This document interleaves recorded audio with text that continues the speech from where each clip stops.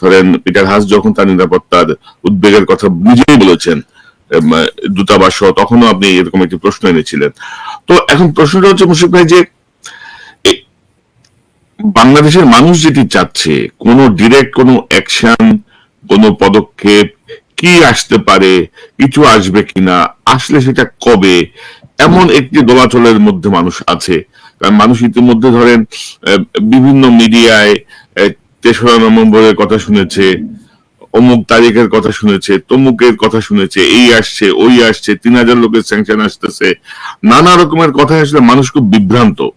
তো আপনি যেহেতু খুব ক্লোজ টাচে কাজ করেন, আপনি কি একটু বলতে পারেন যে যুক্তরাষ্ট্রের আসলে পরবর্তী পদক্ষেপটা কি হতে পারে বা কেমন হতে পারে?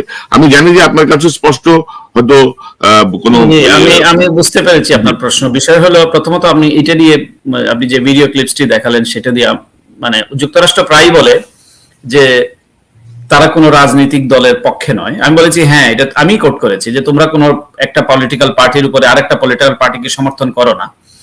তো তিনি সেটা বলেছেন, হ্যাঁ তুমি ঠিকই বলেছো, আমরা কোনো রাজনৈতিক দলকে সমর্থন করি না এবং কোনো দল, কোনো প্রার্থীকে আমরা সমর্থন করি না। কিন্তু দেখা যাচ্ছে যে একটা দল, অর্থাৎ ক্ষমতাসীন দল যদি সমর্থন না করো, ক্ষমতাসীন দল কিন্তু তার একতরফা নির্বাচনের দিকে এগিয়ে যাচ্ছে।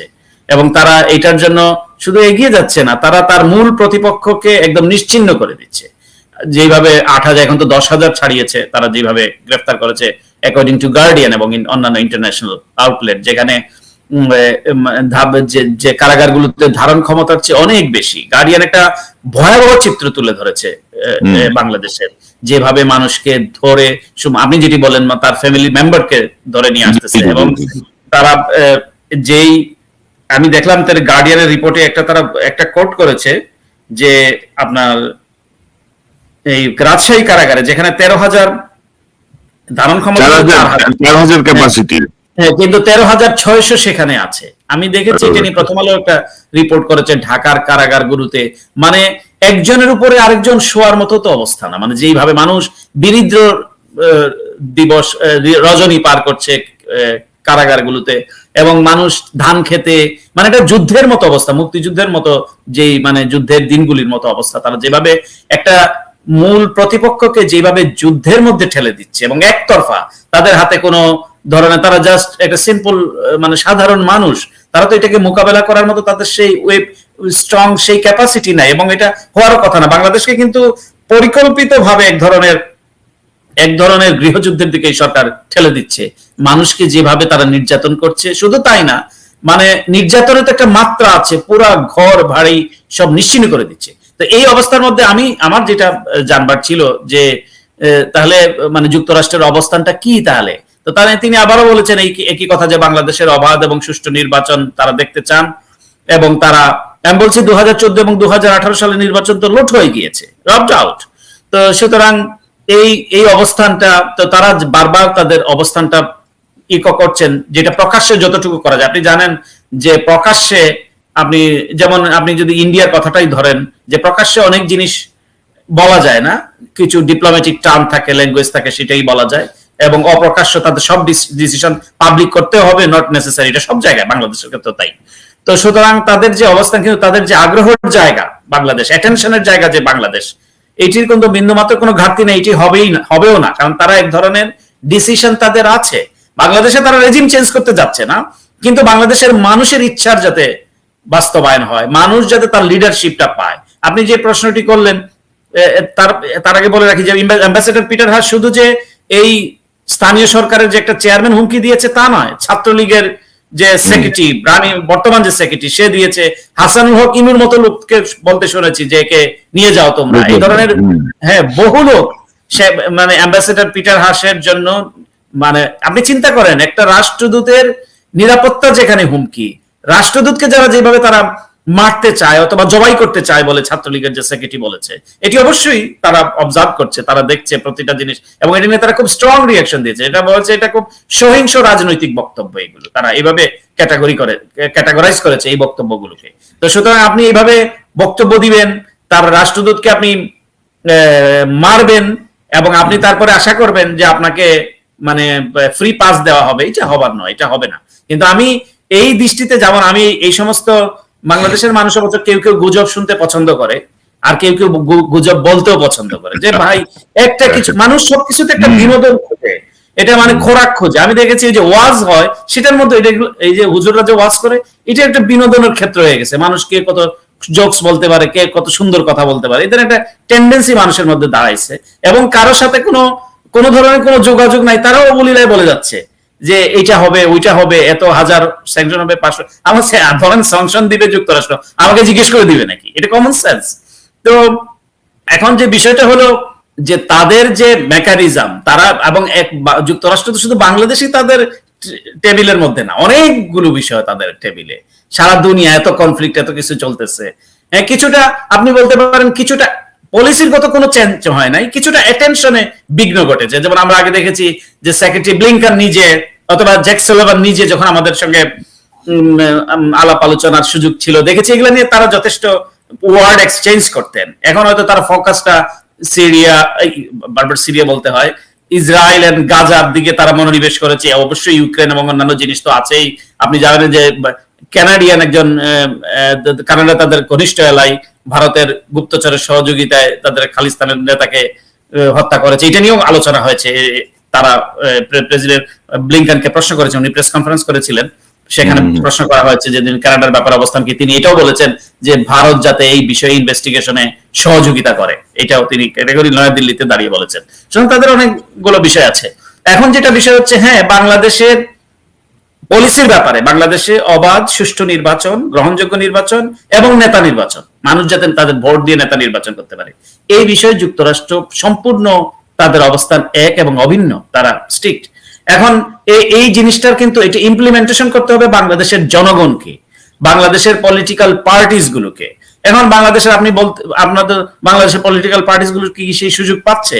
সেই সুযোগ তো পাচ্ছে না। যে বাংলাদেশের মানুষকে যেভাবে যে অবস্থায় নিয়ে গেছে, যে যুদ্ধের মধ্যে নিয়ে গিয়েছে, একটা প্রতিপক্ষ বানিয়ে তাদেরকে তারা ইনস্টিগেট করছে, উৎসাহিত করছে, তোমরা আমাদের বিরুদ্ধে লড়ো। আপনি দেখবেন গার্ডিয়ানে মানে বলেছে প্রধানমন্ত্রীর থেকে শুরু করে তাদের পাতি নেতা পর্যন্ত সকলে কিন্তু সহিংসতাকে উস্কে দিচ্ছে। এবং হিউম্যান রাইটস ওয়াচ বিবৃতি দিয়ে বলেছে যে প্রধানমন্ত্রী বলতে পারে যে ওরা যদি পুড়ায় তোমরা ওদের আগুনে হাত পুড়িয়ে দাও অথবা আগুনে নিক্ষেপ করো। তো আপনি কি পরিমাণ সাইকো, কি পরিমাণ সহিংস, কি পরিমাণ মানে বিভৎস হলে এই ধরনের কথা বলতে পারে। এবং এই সহিংসতাকে উস্কে দিচ্ছে সরকার, স্বয়ং সরকার প্রধান। তো এই জিনিসগুলো কিন্তু তাদের নজরে আছে, যে স্পেস থাকলে তো আপনার আন্দোলন হবে, গণতান্ত্রিক স্পেস থাকলে তো আপনাকে আপনার সেই কথাগুলো মানুষ বলবে। সেই স্পেস তো নাই, কারো কথা তো শোনা হচ্ছে না। তো আরেকটা জিনিস হলো যে বিএনপির যে স্যাক্রিফাইস, মানে প্রধান বিরোধী দল হওয়া, এটা আনবিলিভেবল, এটা অভাবনীয়। মানুষ যে বহু চেষ্টা করছে তারা এই দলটাকে ভাঙার জন্য, এবং এই মানুষগুলোকে তার কাম্বোডিয়ান স্টাইলে, মানে আমার বিরোধী দল থাকবে, পত্রিকা থাকবে, সবই থাকবে, কিন্তু আমার কথা বলবে, এইরকম একটা স্টাইল।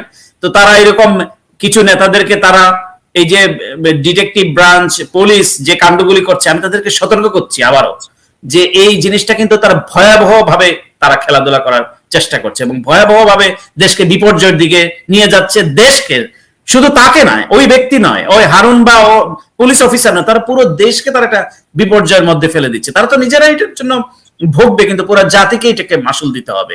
এই দেশটা তো রে ভাই আমার আপনার সকলের, এটা তো আওয়ামী লীগের না, মানে শুধু আওয়ামী লীগের না, অথবা এই দেশটা বিএনপির না, এটা দেশটা সাধারণ মানুষের। এবং এই প্রবলেমটা শুধু বিএনপির প্রবলেম না, আমরা একাধিকভাবে আলোচনা করেছি, এটা সমগ্র দেশের প্রবলেম। তো একজন মানুষকে ক্ষমতায় রাখবার জন্য, আপনি শেখ হাসিনাকে ক্ষমতায় রাখবার জন্য এত স্যাক্রিফাইস কেন? মানে এত দেশকে কেন বিপর্যয়ের মুখে ফেলে দিতে হবে? কেন নিজেকে বিপর্যয়ের মধ্যে ফেলে দিতে হবে? কোনো তো রিজন নাই।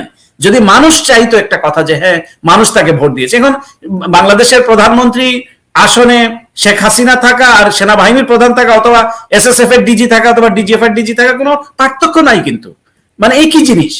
কিন্তু বিষয়টা হলো যেহেতু মানে এটা এইভাবে হয় না এগুলা।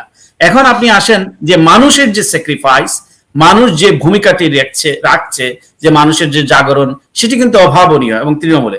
কিন্তু এখানে একটা বিষয় আছে, এই যে নেতারা যারা গ্রেফতার হচ্ছেন তারা কিন্তু বিভিন্ন বাড়িতে থাকছেন। তো এই বাড়িতে না থাকলে আপনি ওই বাড়িতে থাকছেন, এটা তো গোয়েন্দাদের নজর এড়ানোর কোনো সুযোগ নাই।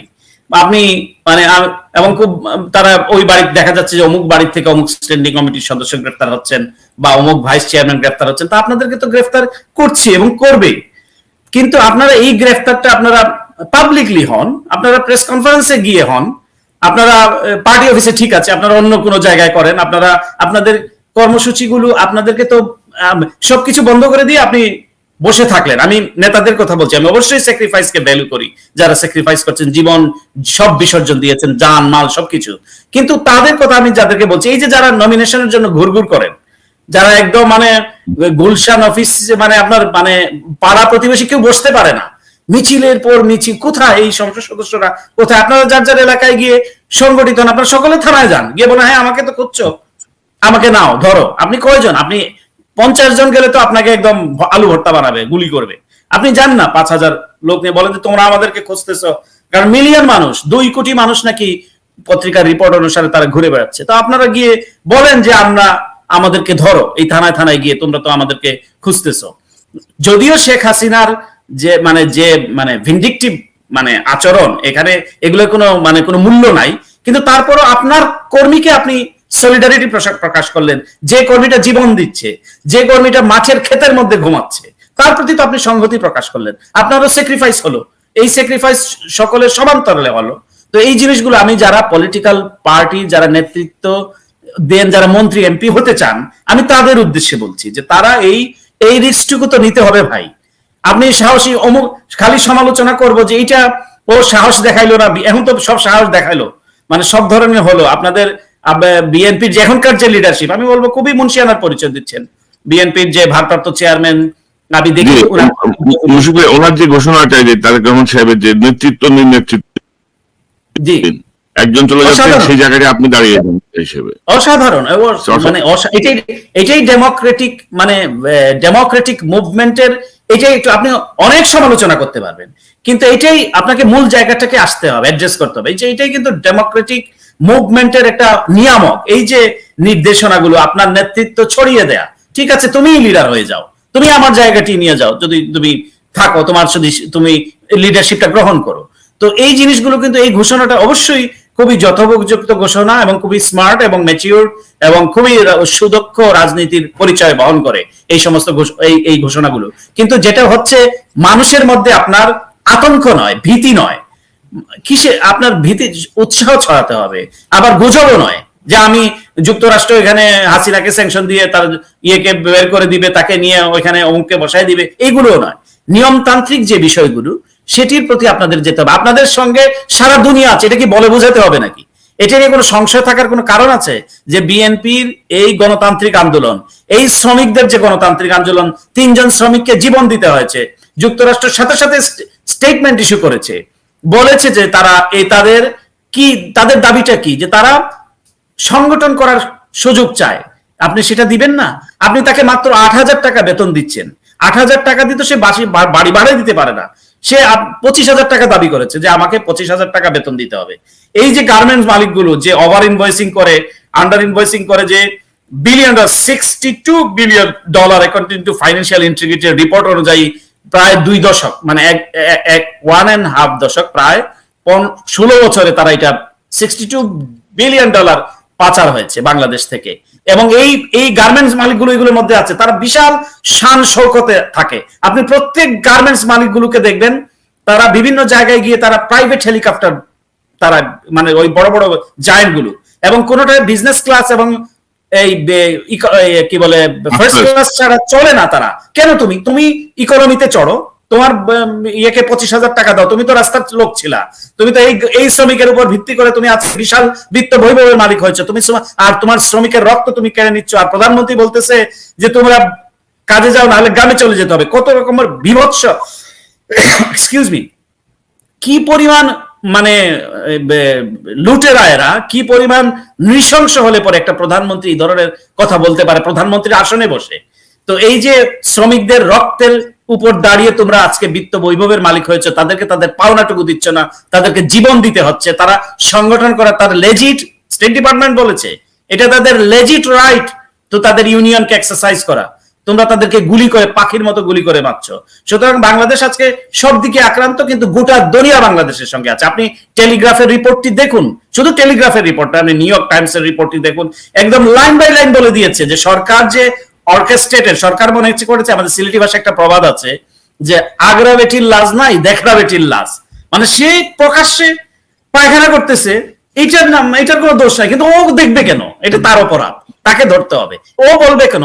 সে পিটার হাসকে হুমকি দিচ্ছে, অ্যাম্বাসেডর পিটার হাসকে মেরে ফেলবে, তাকে জবাই করবে, এটা দোষ না। ও বললো কেন এটা দোষ? আরে ভাই, তোমরা দেশটাকে কোথায় নিয়ে যাচ্ছ?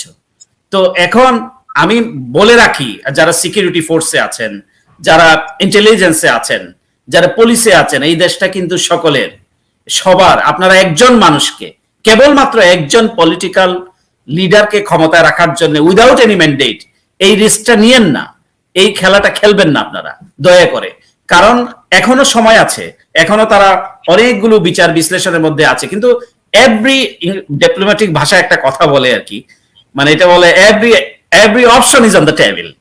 আপনি সব টেবিল, আপনি যুক্তরাষ্ট্রকে এরকম ভাববার কোনো কারণ নাই। যুক্তরাষ্ট্র যদিও তারা ভিজিবল এই ধরনের অ্যাকশনে তারা যায় না, কিন্তু এটা মনে করার কারণ নাই যে আপনি যুক্তরাষ্ট্রকে হেনস্থা করবেন, অপমান করবেন, তাকে তার বাধা হয়ে দাঁড়াবেন, জাতীয় নিরাপত্তার জন্য হুমকি হবেন, আর যুক্তরাষ্ট্র শুধুমাত্র কতগুলো বিবৃতি দিয়ে তাদের দায়িত্ব সারাবে, এটার কারণ নাই। আপনি দেখেছেন না যে ভারত জাতিসংঘ তরফে, জাতিসংঘকে তারা তুচ্ছ তাচ্ছিল্য করে, অথচ মেম্বার স্টেট বাংলাদেশ, এটা বাংলাদেশ এটার অংশীদার। জাতিসংঘের তরফ থেকে বেগম খালেদা জিয়ার মুক্তি দাবি করে চিঠি দেওয়া হয়েছে। এই চিঠি শুধুমাত্র চিঠির মধ্যে আছে, এরপরে দেখবেন আর অনেকগুলো কনসিকুয়েন্স তৈরি হবে। আমি কোনো মানে স্পেসিফিক বলছি না, আমি বলছি না যে পিস কিপিং এবং অন্যান্য বিষয়গুলো, কিন্তু এগুলো আপনারা দেখতে পাবেন, ভিজিবল হবে। তখন হবে কি, সকলে মিলে কিন্তু গর্তের মধ্যে পড়বেন। বরং এখনো সময় আছে এই অবৈধ অনির্বাচিত সরকারকে ক্ষমতায় রাখবার জন্য, অথবা তাকে একটা নির্বাচন নামে খেলা মঞ্চস্থ করে ক্ষমতা তার হাতে তুলে দেওয়ার জন্য নিজেকে, দেশকে, সমাজকে, রাষ্ট্রকে আপনারা হুমকির মধ্যে ফেলবেন না। না, ওটাই মুশফিক ভাই। এবং ধরেন আপনার কথা একটি বিষয় স্পষ্ট যে ধরেন আসলে ইউএসএ যে পলিসি বাংলাদেশের ব্যাপারে, সেটিতে কোনো পরিবর্তন আসে নাই। কারণ তারা যখন একটি পলিসি গ্রহণ করে, তারা তো ইনস্ট্যান্ট কোনো ডিসিশন নেয় না। একটা রেজিম সম্পর্কে, একটা দেশ সম্পর্কে যখন সিদ্ধান্ত নেয়, অনেক রিসার্চের পরে, অনেক ভাবনা চিন্তার পরে যে সিদ্ধান্ত নেয়, এবং সেই সিদ্ধান্ত পরিবর্তনের ক্ষমতা ভারতের নাই। আর দ্বিতীয় কথা হচ্ছে, ভারত হয়তো মনে মনে এখনো চায় হাসিনা থাকুক, হাসিনা যাক, হাসিনা থাকলে তাদের সুবিধা অনেক কিছু পাবে, কিন্তু তাদের আসলে কোনো স্ট্রং কোনো স্টেপ কিন্তু তারা নিতে পারছে না, কারণ তাদেরও তো অনেক সীমাবদ্ধতা আছে। আর ভেরি ইন্টারেস্টিং বিষয় হচ্ছে, ভারতের মধ্যে একটি হিন্দুত্ববাদী রাষ্ট্র, যারা ইতিমধ্যে মানে ধর্মীয় স্বাধীনতায় মার্কিন যুক্তরাষ্ট্রের কালো তালিকাভুক্ত, তারা বাংলাদেশকে প্রগতিশীল রাষ্ট্র বানাতে চায়।